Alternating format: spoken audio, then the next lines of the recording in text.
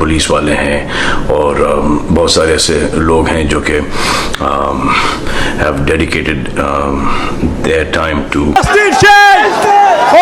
ভালোবাসি দূর থেকে তোমার। শাকিব খানের নতুন সিনেমা তাণ্ডব এই ঈদে মুক্তি পাবার পর থেকে পুরো বাংলাদেশে এক তাণ্ডব জ্বর সৃষ্টি করেছে। সারা বাংলাদেশে এক তাণ্ডব জ্বর সৃষ্টি করার পর এবার সারা ফেলেছে বলিউডও। বলিউডের কিং খান ভাইজান সালমান খান শাকিব খানের এই সাফল্য দেখে অবাক হয়ে গেছেন। জায়গা দিমু এই অন্তরে।